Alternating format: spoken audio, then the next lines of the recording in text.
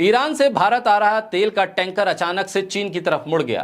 Bloomberg की report के मुताबिक अगर ये जहाज भारत पहुंचता तो पिछले 7 सालों में ईरान से भारत आने वाली ये पहली तेल की खेप होती, लेकिन अब इस जहाज ने अपना रास्ता बदल दिया है। हालांकि ये टैंकर अंत में कहां पहुंचेगा इसका अभी पूरी तरह से पता नहीं है। ये किसी समय फिर से अपना रास्ता बदल सकता है, लेकिन भारत का मीडिया और भारत के वो अंधभक्त जो लगातार इस बात पे तालियां बजा रहे थे कि देखिए निकल गया तेल का जहाज, अब आ गया भारत की तरफ, लेकिन बीच में ही उसने चीन का रास्ता क्यों पकड़ लिया। दरअसल पिंगशून नाम का ये एफ्रामैक्स जहाज साल 2002 में बना था और अमेरिका ने साल 2025 में इस पर बैन लगा दिया था।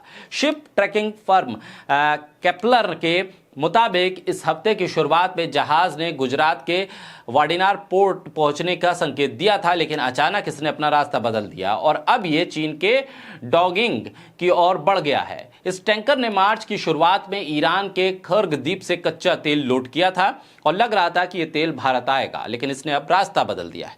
पश्चिमी एशिया संकट के कारण भारत इस समय कच्चे तेल की महंगी कीमत और ऊर्जा संकट से जूझ रहा है।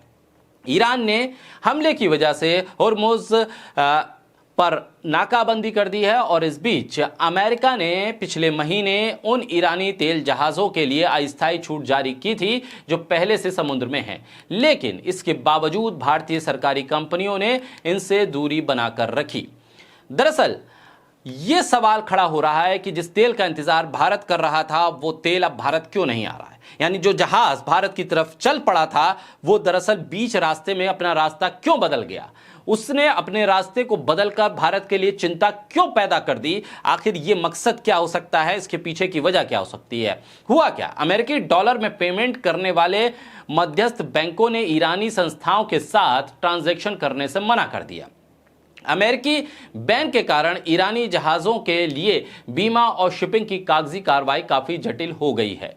भारत ने मई 2019 में ईरान से तेल खरीदना बंद कर दिया था। हाल ही में सीबर्ड नाम के जहाज़ ईरानी एलपीजी लेकर 30 मार्च को मंगलुरु पहुंचा था, लेकिन पेमेंट संबंधी दिक्कतों के कारण उसे अब तक अनलोड नहीं किया जा सका है। यानी जहाज़ हमारे सर पर, हमारे तटबंध पर, हमारे बंदरगाह पे खड़े हैं, लेकिन हम उसे अनलोड नहीं कर पा रहे हैं। दूसरे देशों से तेल खरीदने में इस समय भारत बहुत सावधानी बरत रहा है, साथ ही पेमेंट के संबंधित भी कई परेशानी आ रही है। इस बीच चीन लगातार ईरानी तेल का प्रमुख खरीदार बना हुआ है।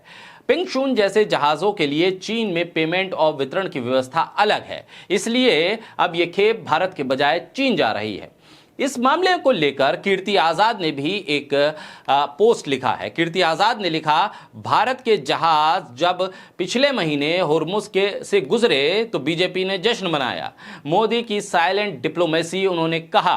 1 महीने के बाद 6 लाख बैरल ईरानी कच्चे तेल से भरा एक टैंकर जिसका रास्ता गुजरात था, जो गुजरात पहुंचने वाला था, समुद्र के बीच में ही चुपचाप मुड़ गया, चीन की तरफ चला गया। वो कहां जा रहा है? कीर्ति आजाद लिखते हैं, चीन। टैंकर युद्ध या नाकाबंदी की वजह से नहीं मुड़ा, वो इसलिए मुड़ा है क्योंकि भारतीय रिफाइनरी अमेरिकी प्रतिबंधों के वाले जहाज़ों का भुगतान नहीं कर सकते हैं।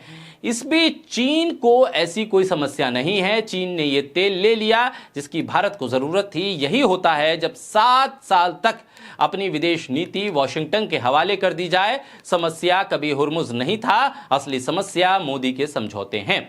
सवाल यही है कि जो जहाज भारत के लिए निकला था, जिस जहाज की पेमेंट को हमें करना था और जिसके तरीके अब तय हो चुके थे, तो फिर अमेरिकी प्रतिबंधों के सामने या अमेरिका की शर्तों के सामने हम क्यों रुक रहे हैं? एक तरफ तो हम कह रहे हैं कि हम किसी के आगे झुकते नहीं, और वो डील जिसको अमेरिका की सुप्रीम कोर्ट ने नकार दिया उसको हम तब भी मान रहे हैं, जबकि अमेरिका के में कानूनी तौर पर उसकी कोर्ट ने उसे मानने से मना कर दिया। हम उसे फिर क्यों मान रहे हैं? हमारा जहाज था, हमारे लिए तेल आ रहा था, वो तेल किसी और देश में नहीं बल्कि चीन चला गया।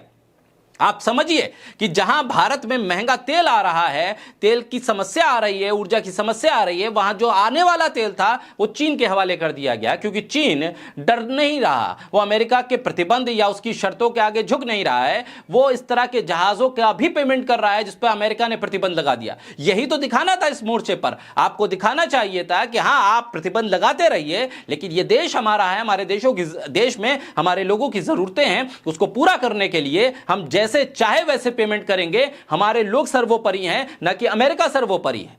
आप इस जहाज को गुजरात में उतार सकते थे, आप इस जहाज को गुजरात तक ला सकते थे और पेमेंट की जो फॉर्मेलिटीज थी उसे पूरा कर सकते थे। लेकिन एक जहाज तो पहले ही एलपीजी लेकर समुद्र तट पर खड़ा हुआ है, आप उसका पेमेंट नहीं कर पा रहे हैं। और यहां मीडिया में खबरें चल रही हैं, वो जहाज चल गया, 2 जहाज निकल गए, कि 3 जहाज आ गए, तेल पूरा हो गया, एलपीजी पूरी हो गई।